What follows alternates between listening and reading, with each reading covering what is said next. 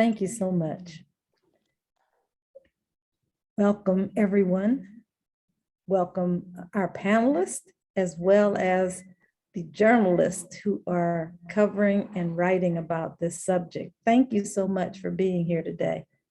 This program today is how family caregivers care for elders during Omicron and the importance of vaccines in fighting the virus, isolation, and fatigue. This program is co-hosted by California Department of Aging, St. Paul AME Church, San Bernardino, Black Voice News, and Ethnic Media Service. And I think the California Black Media is also a part of that. We're going to ask Reverend Noella Buchanan, one of our panelists, to please open us up with prayer. Dear gracious and Heavenly Father, the creator and the sustainer of us all, we come at this time, caregivers and community coming together, those of us who may be invisible workers and those who might be on the front line. But we come together in this hour to share with one another of our stories. Father God, our stories are what you have brought us through, and we are here to share with one another. We thank you for the community. We thank you for the news media. We thank you for the universities. We thank you for every organization that has brought us together. And we thank you that we have an aging department that is concerned for those who are up in age. And so we ask that you would just go with this meeting today, be with us all. In the name of the one who saved us all, amen. Amen. Thank you so much. Well, I'm Cheryl Brown, and I am chair of the Social Action Commission for the St. Paul AME Church in San Bernardino. And I'm also a member of the California Commission on Aging. And I am so happy to welcome the ethnic media community conversation about the role of family caregivers in caring for elders during this surge of Omicron. We feel that the importance of a vaccine is a key weapon against the worst ravages of this virus. And we also have this problem with isolation and fatigue. Today's event is a part of an initiative by the California Department of Aging and the Ethnic Media Services to support civic engagement efforts by ethnic news outlets to lift up the community voices and deepen the knowledge about the pandemic's impact on elders and the importance of vaccines. This meeting will include several of our media outlets. And I would like to talk about, we'll have speakers who will be sharing their stories. The first speaker will be Dr. Donna Benton. And Dr. Donna Benton, can you please describe for us the role family caregivers have played in caring for elders throughout the pandemic and how you see the impact of the Omicron surge and how you see the role of vaccines and boosters? Thank you so much, Cheryl. It's always nice to work with you, and I'm particularly grateful to be able to speak today to this issue because, you know, someone mentioned that it's almost invisible, and many times the care that we have here in California, the majority of care is done by us, family members and elder care, and so we are an essential part of the healthcare system. There are about 4.5 million family caregivers just here in the state of California. And one of the things that we noticed, kind of to give a history of when, if you think back when COVID started, many of the people that were considered essential workers were not thought of as family caregivers. So in the beginning of COVID, before we even had vaccines, it was very difficult for family caregivers to keep their relatives and friends safe because they weren't, usually caregivers are under 65. They're like in their 40s, and they were never seen as the ones that needed, they weren't prioritized for vaccines, and then they weren't prioritized for PPEs. And as the pandemic has changed, fortunately now, we do have the ability for people under the age of 60 to get the vaccines. And what that meant for family caregivers was a sense of being able to safely go out and continue doing their, being able to go to the grocery store, being able to get to doctor's appointments with their relative, being able, you know, even some of it was virtual, but being able to come and be with their relative and stay there safely and not feel like there's a risk for infecting the person that they're caring for. You know, and I think that that's when we look at, I'm part of the California Caregiver Resource Centers. And so we've been working with caregivers for well over 30 years for family caregivers. And we noticed during this time, during COVID, that when we look at our reports from last year, we were looking at the information that we collect from caregivers. One of the things we noticed is for the first time in probably 10 years, we saw family caregivers who had dropped out of the workforce. Family caregivers, and primarily, we know that that was women. And so, and we know that women had a higher rate of dropping out of the workforce because they had this competing need to care for maybe an older adult and probably some younger children, and they couldn't do it all during this time. So we really saw a big change for family caregivers during COVID. And now with this new surge, again, with the presence of something that's even, it seems easier to catch. And while we have vaccines, if our family members or friends aren't taking advantage of the vaccine, we know that it's worse for the care of both the caregiver and the person they're caring for. So we really, we found the caregivers are saying, you know, now we need stronger, you know, we want the mask. We again need PPEs. They need to be prioritized for boosters and also for testing. Because right now, the hardest thing to get, I hear people, you know, they go, man, I can't find one of those kits. Depending on where you live, it's very hard to find that testing kit. And you want to have somebody come over, but you know, and they have those quick tests, but caregivers aren't able to get those tests any easier. And they actually need it probably more because they're trying to keep the person safe, because the person they're caring for, you have vaccines, you have boosters, but they're still high risk. These are people that probably have some other underlying conditions, and it's very, you know, there's these complex care. I'm not a physician, so I'm not, when people call me doctor, I always like to remind them, I'm a doctor of the mind, I'm a psychologist, but we know that the stress that occurs when you're really trying to keep someone safe, and you want people, you don't want to get isolated. You know, we don't want to go back. The family members say, we don't want to go back. We want to have people still be able to come and visit both the caregiver and the person they're caring for. But we have to have access to the testing. We have to ensure that the people that come visit us are vaccinated. We have to make sure that there's boosters, and, you know, we still have to continue to do all of those safety measures that keep us safe during COVID. So for caregivers, we also noticed that there's actually been an increase in feeling socially isolated during COVID, and increase in feeling, you know, just overall stress levels are harder.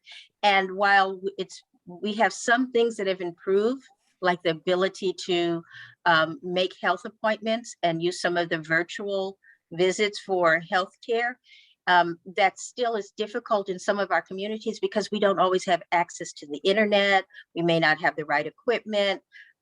You know, it just may be difficult that we may not have the bandwidth to do some of these virtual visits. So we there's still some difficulties in our communities in particular, and around being able to access all the things that are online and virtual that might make it easier for us as caregivers. The other thing is, as the Omicron keeps getting higher, we're kind of, again, pulling back, and we can't do our normal day-to-day activities.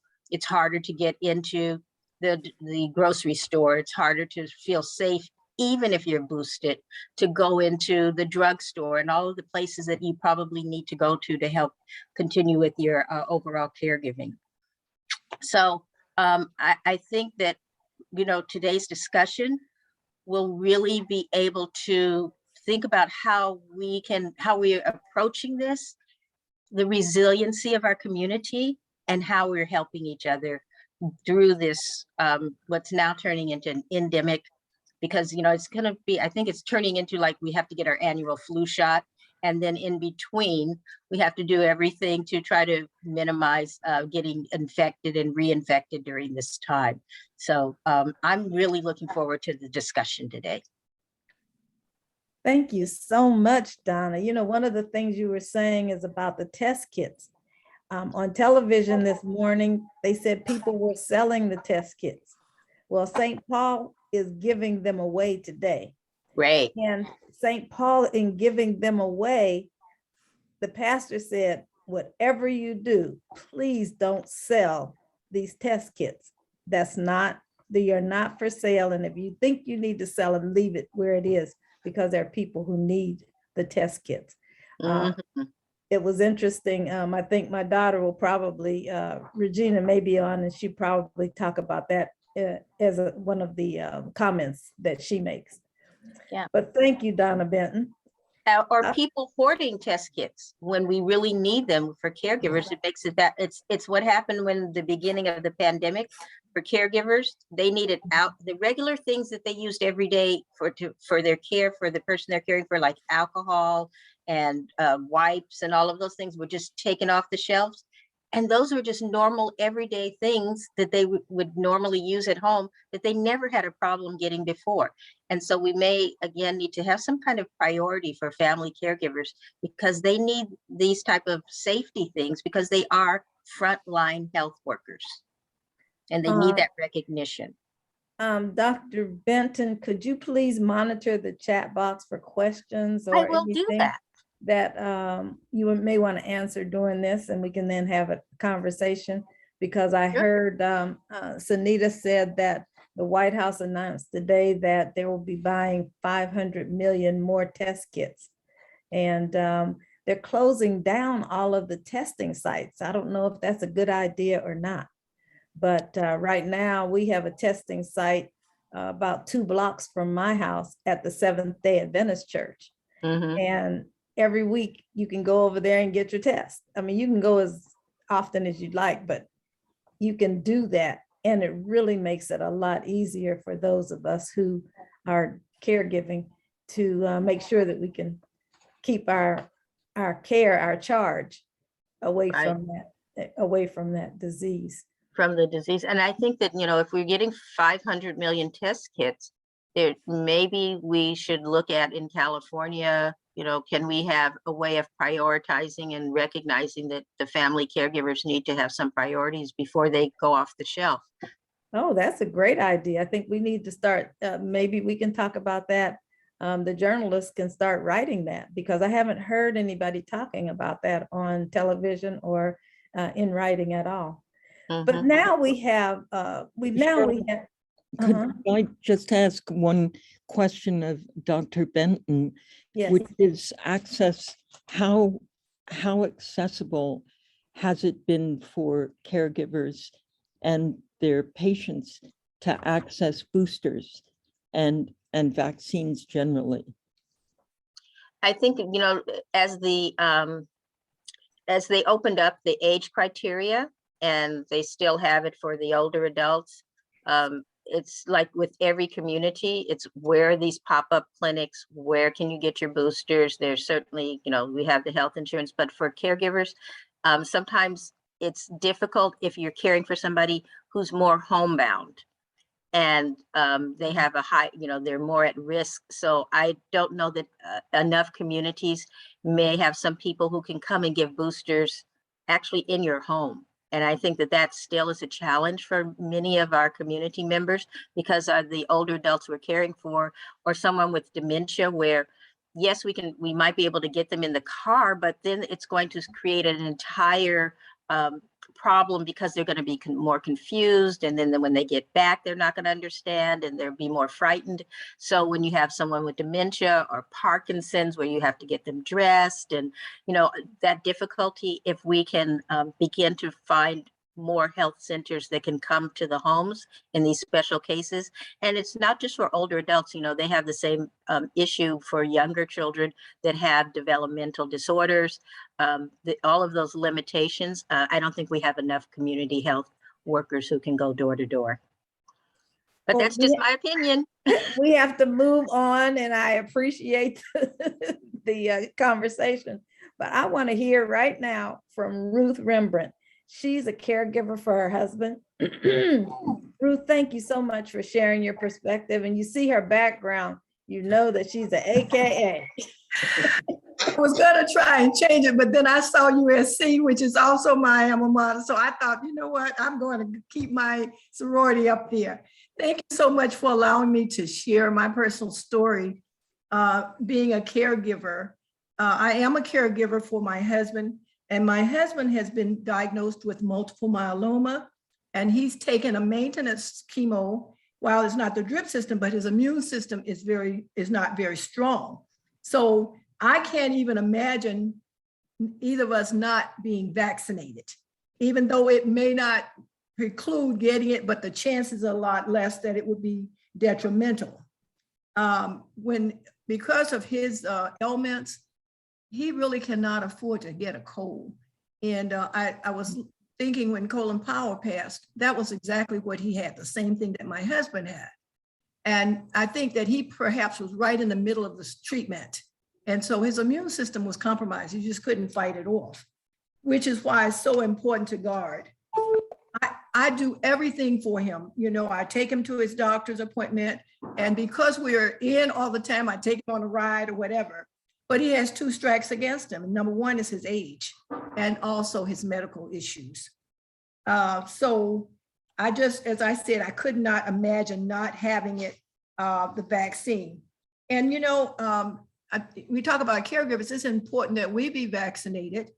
I just had to, in the last few months or so, I had to realize I'm a senior too.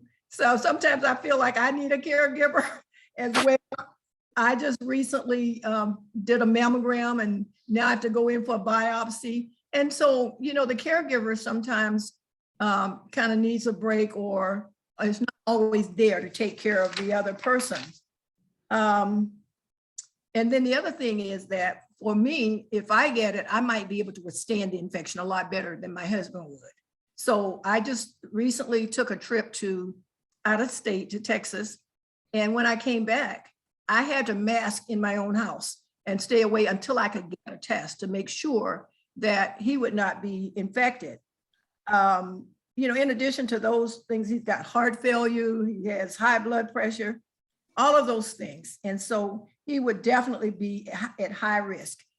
As a matter of fact, I won't even allow anybody to come in my house who has not been vaccinated, and then even if they have been, they're wearing a mask. And I think that's so very important that we do that. And I think that when people don't know, another story is that I started doing Bible study fellowship, and they did it in person. And what they said is, and I was really concerned about it. They said, if you've been vaccinated, you do not have to wear a mask. That's to everybody. And then the other part of it, if you haven't been vaccinated, we strongly recommend that you wear a mask. And so I wasn't comfortable with that. I did go once, and then 2 weeks later, someone contracted the virus. And there was several, most of them were elderly people. So the thing is that what concerns me is that people don't realize the danger they put you in when they don't get vaccinated or when they're not masked, you know. And so there's a lot of misinformation as a result of it. It has been, during this pandemic, it has definitely been a challenge for me and for my husband.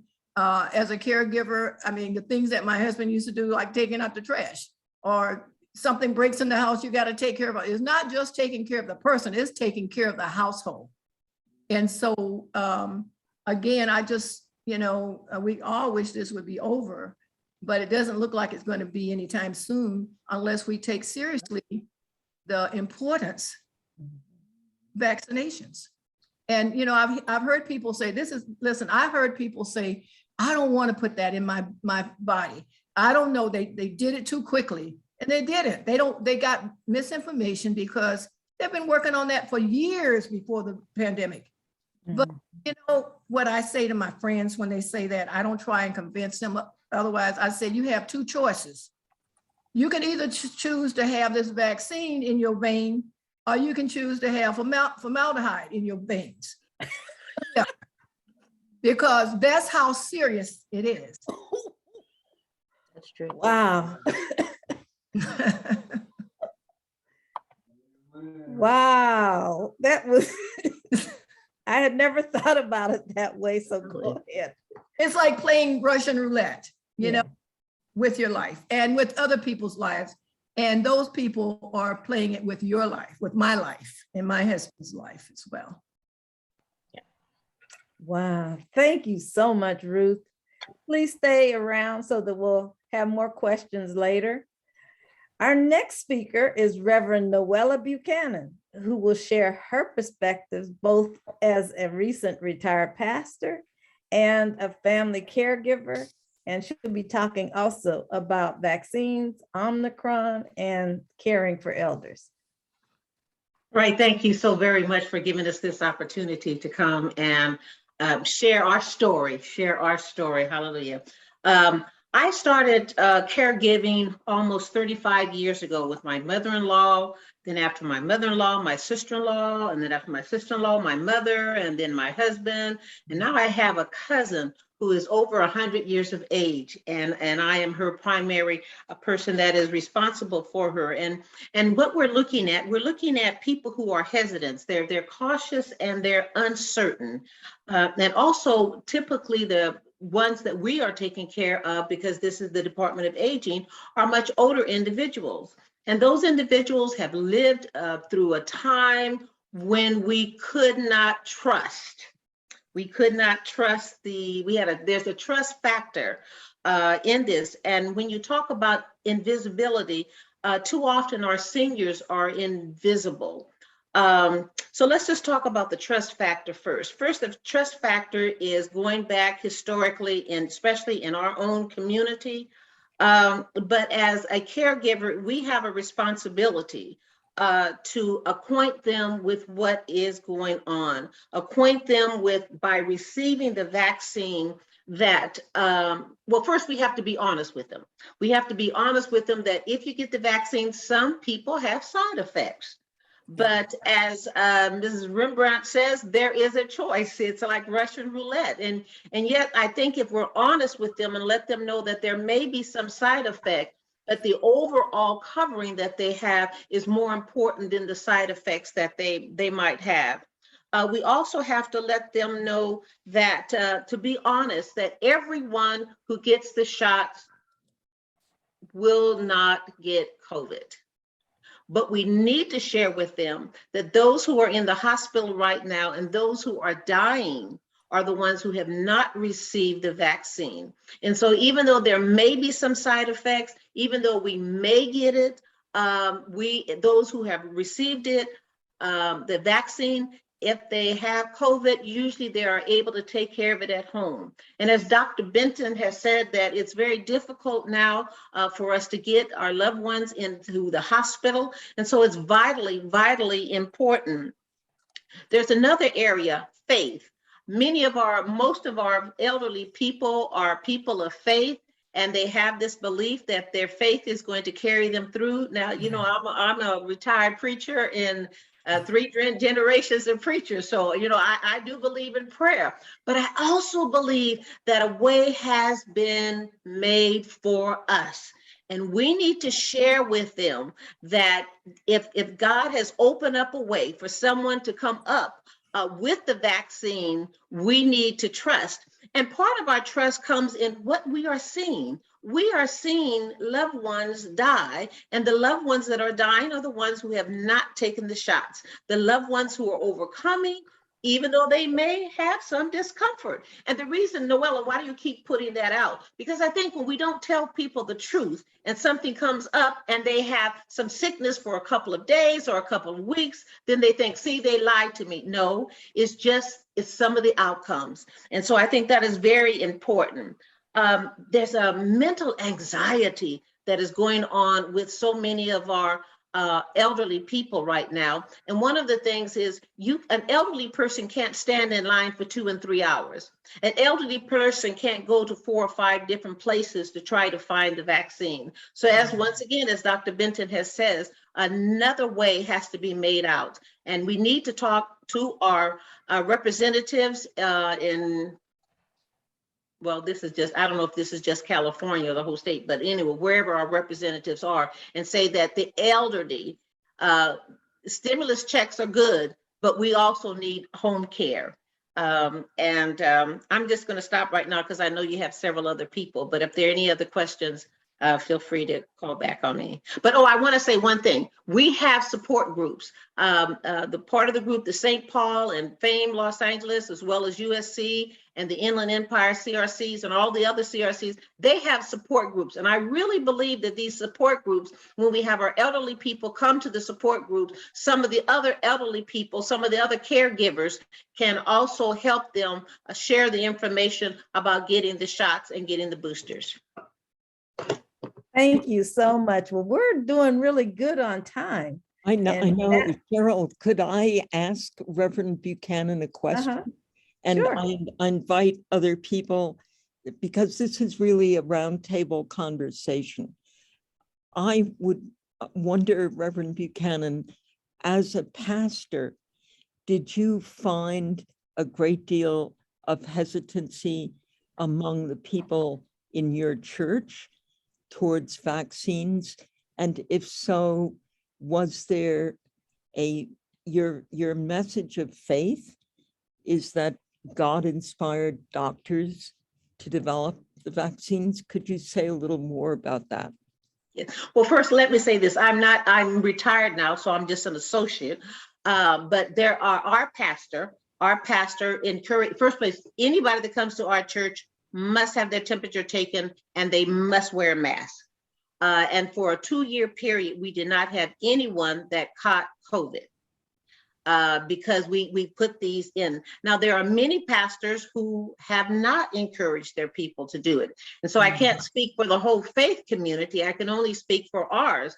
But once again, if we're talking about the African-American community, because of what happened many years ago in trusting the government and giving shots and the negativity that came out of it, a lot of our older residents are more concerned about taking vaccines, especially a vaccine that comes into certain areas. But it's our responsibilities. It was our responsibility. Not only are we to save their souls, but we need to be saving their lives and giving them, Jesus says, I come that you might have life and have it more abundantly. And so we have a responsibility for them to have life more abundantly. And so it's our job to let them know that we will walk with them. We will assist them. I know at our church, we started giving the test, and we started out with giving about 100, maybe 200. Now we are giving 600, 700, 800 tests a day. That many people are coming. So I think by having the various faith communities, whatever your faith will be, having them open, because people have trust in their faith community, in their own community, I think more and more people will go to their places of worship. And so whatever denomination it is, whatever faith it is, as long as it is coming from a faith house, I think if we can get more tests there, if we can get more shots there, people will come to what they trust. Let me go to Ruth real quick. Ruth, you have your hand up. Oh, yeah. I was just agreeing that's one of the concerns is, like I said, I went to this church and they said, they give you permission, but they're not encouraging. And I think the faith community should encourage the people to do it. And as a side note, Reverend Noella called me Rembrandt, and I'd love his artistic abilities, but it's Rembrandt. Remember, oh, excuse me. Since the media is here, I don't want it to be Rembrandt. I don't think my husband would like that. Okay, I see, amen. Thank you. Well, we do have a couple of questions. Reverend Buchanan, Sunita wanted to know if you're referring to the Tuskegee experiment. Yes, and yes. And there and there were many other ones too. There were many other ones too that really hit our community. Yes. And Reverend Shepherd had a look and say, he said that there's a thin line between faith and foolishness. I don't know if he's, Amen, Reverend I can't Shepherd. see him on my screen, so he might be on another screen even. But that's a very provocative statement. We wish he would follow up with that. Cheryl, we also are joined by a colleague, Khalil Abdullah, who is not only a veteran journalist, but himself is a caregiver. And I hate to put you on the spot, Khalil, but we don't have any male caregivers on today's call. Do you have any observations or follow-up information from your perspective about Omicron and about vaccines caring for elders? Am I unmuted at this point? Yes. Yeah. Okay. Well, my case was a little different because I was dealing with my mom, she died July 3rd this year at 91, and she was a dementia patient, and she lived with my wife and I for about 6 years. So when the virus came on the scene, it kind of changed the dynamics of the household, because then we had to be very careful about people coming by to visit, even family members, even young children. Now I have a very large family, grandchildren and now great-grandchildren. So one of the difficulties, I understand couples, but one of the difficulties is when you're in a multi-generational household.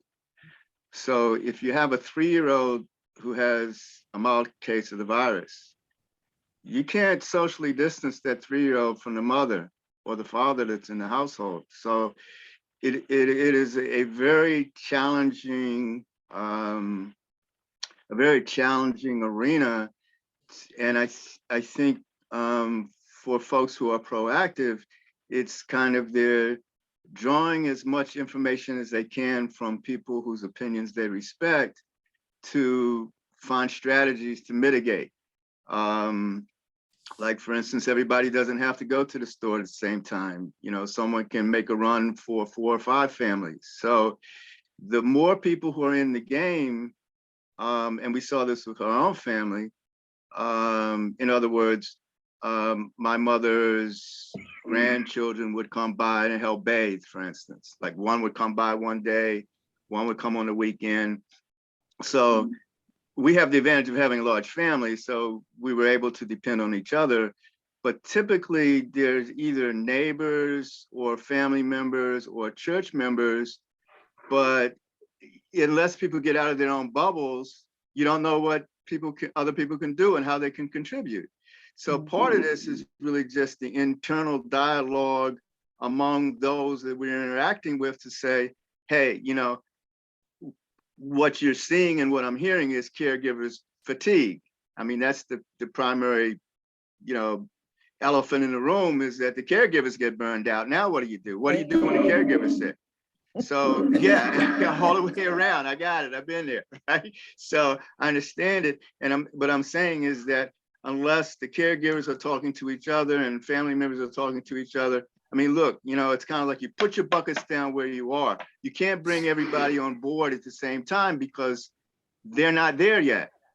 Because you have people who are vaccine hesitant. You may have an adult child who, for other medical reasons, can't be approved to take the vaccine. So you have a diverse universe. So I think that the heart of the issue is really sitting down and having conversations to address the issues case by case. Otherwise, you end up with these gaps of care. What happens if Reverend Noella Buchanan gets sick? Who's going to take care of her husband if she has to go to the hospital? So, you know, there's a certain amount of energy that has to be devoted to planning. I mean, literally planning like you're at war, because you're at war, right? And I just want to make one quick comment about the Reverend's comment about the thin line between faith and foolishness. Well, I want to make two. One, when this vaccine started, I showed my adult children my little bump on my left shoulder, and it's, what is that, Dad? Well, that's my polio vaccine shot. You know, I got polio vaccine shot when I was a kid. Guess what happened? I didn't get polio. Okay. That's one point. Second point, and this is the man sitting on the roof in the flood, and he's praying to the good Lord. You know, I mean, some of you know this, praying to the good Lord, please send me help. And the man comes by in the boat and he says, come on, get in the boat. He said, I'm waiting for the Lord to save me. I said, okay, see you later. He's waiting on the roof for the Lord to save him, and the helicopter comes by, drops down the ladder, and he said, no, waiting for the Lord to save me. Okay, see you later. Then he dies in the flood, and then he's standing before the Lord. And he says, why didn't you save me? He said, fool, I sent you a boat and a helicopter. All right, I'm done. That's a good one. That is, thank you so much. That brings us back home. And there's so many conversations that we could continue to have, but we need to move on to Kennedy King. Kennedy King recently won the first place St. Paul Church contest, and it was the best rap promoting vaccines. And she'll talk about why she believes the message through music is the most effective way to reach especially young adults. She said that they have, she feels that they have lower vaccination rates. And at the end, she's going to perform her rap. She's really good, by the way. And we're very proud of her. Kennedy, would you like to address us now? Yes. Hello, can you hear me? Yes, we can hear you. Okay. As Ms. Cheryl Brown had mentioned, I decided to write a rap for this contest instead of doing the poetry or spoken word, just because I think music is very relevant in young people's lives. We communicate a lot through music. So I decided I'm going to write a little rap and make it playful, even though COVID and getting a vaccine is so serious. But I feel like I noticed being around young people that we don't tend to listen to news outlets or what other people have to say, especially older people. So we tend to listen to like social media and the people that we follow say, the artists, the celebrity, our friends. And sometimes we listen to like what our parents have to say, which in my community where I live, it usually stems from a political view, not from like health view, just a political view. So I think inputting music makes it, you know, more light for them to like understand it and take it in without feeling overwhelmed from everyone telling them stuff, the news. I think making it more fun for them to even like want to listen to this rap about getting vaccines. Because I think listening is the first step, getting them to listen and to, you know, keep them listening to the rap throughout. But it matters if they're going to like take that next step and apply it into their daily life. So I'm going to perform my rap right now. Let's see. Okay. I'm gonna put it's an instrumental with it. So tell me if you guys can hear it. Let's see. And can you hear it?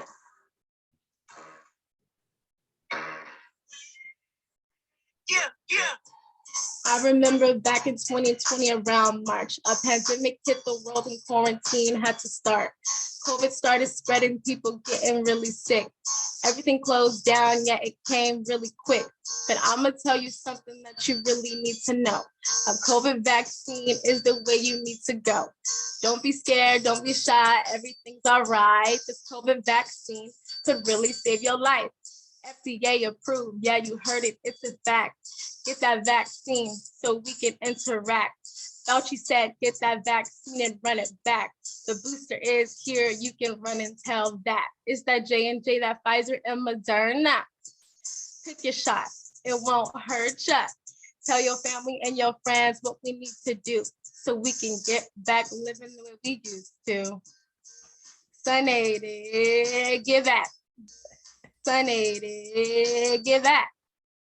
Sunny, give that. Sunny. That was my little rap. Thank you so much, That was Kennedy. nice. That was nice. Yes. They Yeah. wanted to know, how old are you?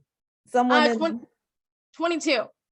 she's 22 years old. I know I look young, but I'm 22. She does. I look young. I mean, that's pretty good. I look young. Okay. Well, we've come to the end of our conversation. However, we want to open it up. We have a few minutes that we can open up to others who would like to say something or would like to add to this conversation. And if you have any comments or questions, please unmute yourself and let us know. Cheryl, could I ask Kennedy King whether any of the well-known rappers are using their musical talents to encourage people to get vaccinated? Whether there's any conversation in the rap world about the pandemic and how, for example, important it is if you want to see your elder that you be vaccinated. Can you open a window for us into your rap world? Yes. Honestly, from any rap songs that I've listened to, I try not to listen to it as much anymore, but I've never heard anything about the vaccine or anything like that. And I think the main reason is probably because they don't want to lose some of their audience that is anti-vax and they don't believe in it. Yeah, I haven't seen any of it at all, to be honest. The only time I hear about it is news outlets, from my parents, from you guys, and that's about it. So during the rap thing, I was hoping to reach young people, which I feel like I did, just because I think everybody from church enjoyed it and they loved it. And I think that even the elder people congratulated me about it and thought it was amazing. So I think rapping in general, music, just for all ages, I think it can make people listen and understand it. Kennedy, have you put that on social media? No, only thing that's on social media is from our church, from St. Paul AMEC. They just did like a mashup of everyone who did the contest, and that was it. But I haven't I think that you would really meet a lot of people, young people, since you say that social media is the thing. So even though the other artists are concerned about the money, you're not as concerned about getting a message out there. And it'd be great if you do that. And but I'll be sharing it and everybody would be sharing it. So the message. Yeah, you're right. All right, thank you. Cheryl, there's a question from Lisa Fitch on, just to ask Kennedy. Oh, Kennedy, yeah, Kennedy wrote the rap for which church? For St. Paul AME Church. That's what she wrote that for. And it was a contest that the church had back in November. And I think just about December the 19th is when all the winners were presented in front of the church. And if you go on St. Paul AME Facebook, you can look at the presentation. Okay, Cheryl, say San Bernardino, because there's a lot of St. Paul. St. Paul AME San Bernardino. Reverend Shepherd, okay. Yes, and Reverend Shepherd is on the line. Reverend Shepherd, are you going to say anything?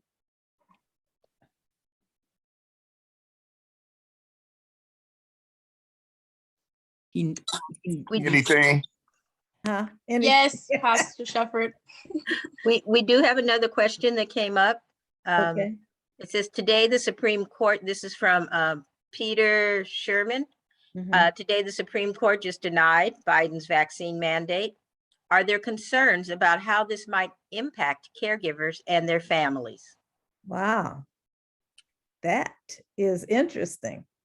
I had Mhm. not thought about it impacting the caregivers until you just mentioned it, but I'm sure that because people go to work and come home, and they're going to be around all kinds of people who will be able to pass that virus to them, that it should be a concern of ours as caregivers. Right. And I think, here in California, we know that it varies, but I think the mask mandate is still in place. And as it was mentioned, it's just going to be very important around to make sure that we maintain masking and social distancing, because with Omicron, it spreads a little faster. So we've got to really spread out, keep the mask, and the larger employers, I think they kept in place for healthcare workers, but large employers don't have to, at least the federal mandate. But of course, every state has its own mandates. And then I think we have another question is, how easy is it to get county health workers to come home to give vaccines or administer PCR tests for people who are not able to get them? What is the process? Do we have any county healthcare workers or anyone representing that? No, not on this call, but what part of this call's purpose is to help us in the media find the questions we need to be asking and addressing in our coverage. So it's not a bad sign that you come into these briefings not knowing what you don't know. And now we know we don't know that. So it's an important question to follow up on. I also see here when that comment about Nicki Minaj and how she tweeted about the vaccines having side effects for her cousin, wasn't it? Yes.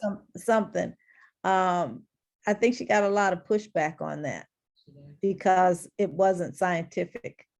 So for anyone who wanted to talk about that.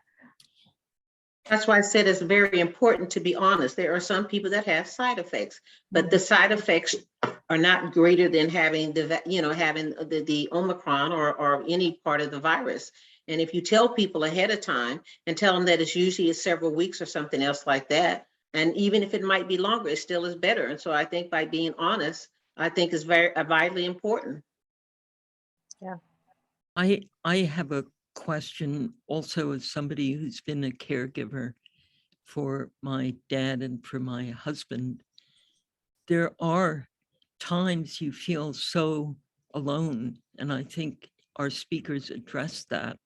You feel sort of, it's like your spouse, especially if he has dementia, isn't able to express appreciation. And it's a very lonely and in many ways isolating job. So Excuse me, I'm so sorry. as Dr. Benton said, this is the workforce that puts the lifeblood into caregiving for elders. What could we be doing to recognize, to acknowledge, to validate the contributions of caregivers, family caregivers? It doesn't translate into necessarily the resources, but it can often feel, it can feel recognition brings a certain amount of relief that you're not totally visible. So the two sort of takeaways I have from our conversation is that we need in the media to be doing more to recognize the role of family caregivers. It's very important that you said most caregivers are in their 40s and 50s, although many, like me, were in our 60s and older as people on today's call. But what can we do to bring greater recognition to the key role caregivers play in caring for elders? And the second is, how can we get more Kennedys in the messaging to be so encouraging by using their skills to help develop more musical messaging? I think it would be wonderful if we could enlist the help of more young people. You know, I agree with you. At our church, every November, we celebrate caregivers. It's a really big thing. This year, I forget what award we gave to Noella Buchanan, but Noella's been on this whole thing of recognizing caregivers for a long time. And Noella has been working with First AME. She's been working with the Caregiver Resource Center. She's been working with USC. I mean, everyone. And what we've been able to extrapolate from her work is to have a recognition program. And this past year, when we had the program, we had Assembly Member James Ramos came, did birdsong, talked about the importance of caregiving in his community. That's the Native American community. And we had a great time. He also bought certificates for everyone. And we also had the councilwoman, Kimberly, what's Kimberly's last name? Well, Calvin. Thank you, Kimberly Calvin. She was a part of that, and she brought a message and as well as a certificates for everyone. So caregivers felt pretty good about it. And then when Kennedy and the rest of the young people came about, they too are involved in this, but many times they don't think of themselves as caregivers. They are caregivers just like anyone else. And we need to make sure we get that message out, that you are a caregiver and we do appreciate you. you could be 14, you could be 18, you could be 22. Right. The Ruth and Noella and Donna Benton, there are many caregivers in the Asian Pacific Island community, family caregivers. And when I mentioned this topic, and there are a number of Asian media on today's call, I'm thinking maybe we will discuss having a similar conversation with AAPI caregivers about the challenges of caring for elders during Omicron and access to vaccines and the power of just the importance of sharing stories, not as Kennedy is saying, to browbeat people, but to, in a way, just by sharing the story, inspire people to think again about the importance of vaccines. So this may turn out to be a model we could replicate with our Asian media colleagues, but I'm not sure if we can find such a wonderful panel. I'm sure we will, but you guys have really been inspiring to listen to. When I went to USC, I don't mean to cut you off, but I know we're almost at the end. When I attended USC to get a graduate certificate in gerontology, most of my classmates were Asian.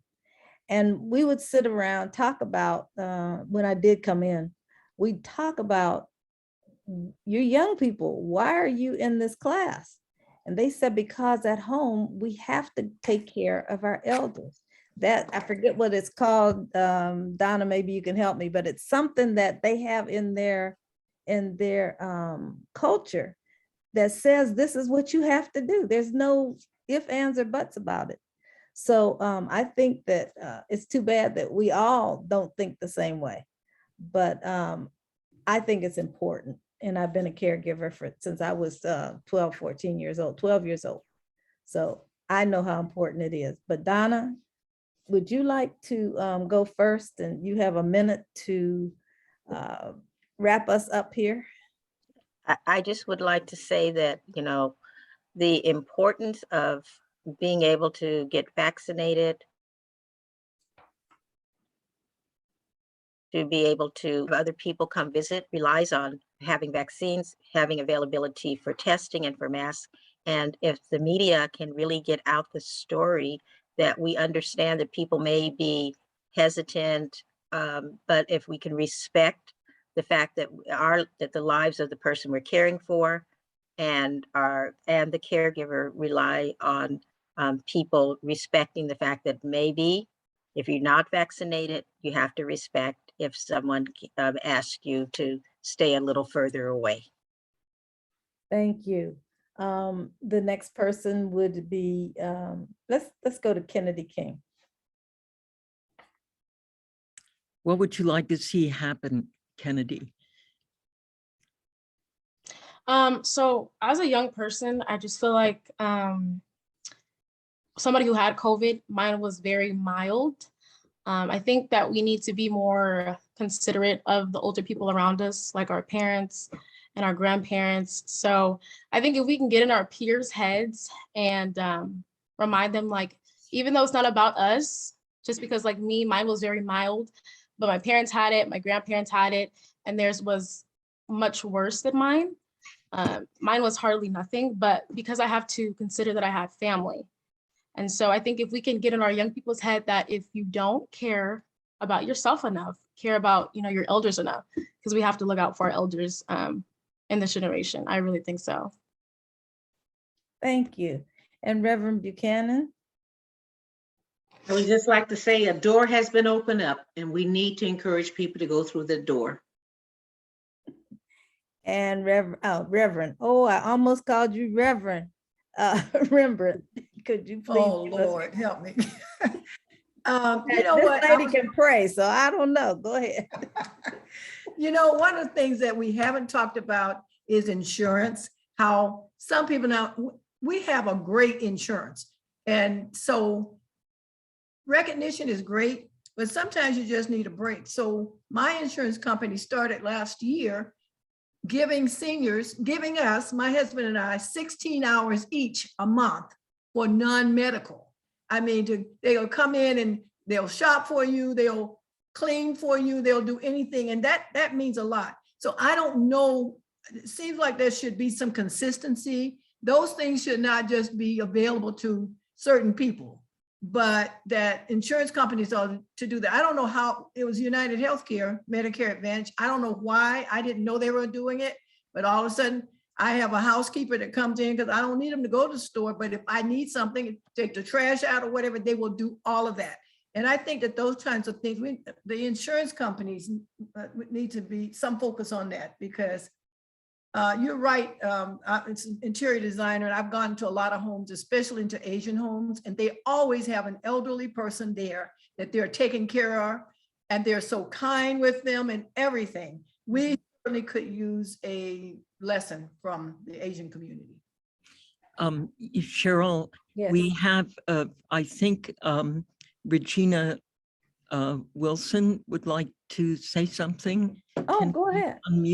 Unmute her. because Unmute, yes, this would unmute, be Regina. Probably our last comment. Regina, maybe it's under Cheryl Brown. She can unmute herself. It's under just Brown. I don't know why. Okay. Okay. Is it let me unmute? Yes. Yes. Okay. Well, I just wanted to say thank you. This conversation was really great. I think that there was some great takeaways for journalists and some stories. I particularly love that you could have the vaccine in your vein or you could have formaldehyde in your vein. So I think that this allows us to look at the different perspectives of what's happening with our elderly communities. And I just wanted to thank you, Sandy, for hosting this, the Black Boys, mom, Bashir Brown, for hosting such a informative panel discussion that allows journalists to, really look at different perspectives and how the pandemic is impacting them. So I just wanted to end on that note. So thank you. Thank you. So Thank with you. that, Let me just say real quick that Reverend Shepherd had a comment. Reverend Shepherd, did you want to give that comment?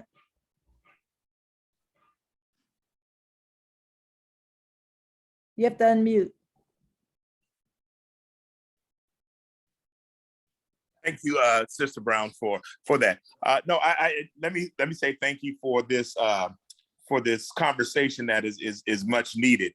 I just believe that our churches must become more visible and viable in our community. That we must be the light on the hill that shines in the darkness, and that we must reach out and to our caregivers, and not only to our caregivers, but to those who also receive the care. And again, thank you. I think this conversation is much needed, and whatever I can do for our community, please let me know.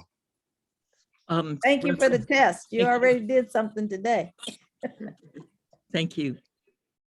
Cheryl, thank you so much. Thank for you. I want to moderating end it, today. but Donna had something that she needed to add.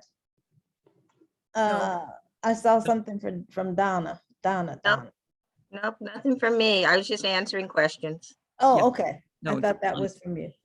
All right. Well, thank you so much, everyone, for coming. Thank you for being a participant.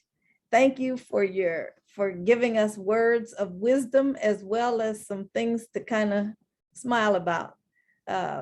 Thank you, Dr. Benton, Noella Buchanan, Reverend Buchanan, Ruth Rembrandt, and Kennedy King. And thank you, Sandy. And for the for Department looking of at- Aging really was the inspiration. So thanks to them as well. Those are my friends at the Department of Aging. So yes, thank you tell Okay. them we said thank you, because Yeah. it was really, I think, something that we're going to be able to take to another level, especially as we involve other communities. Okay. Bye-bye, everyone. Bye, everyone.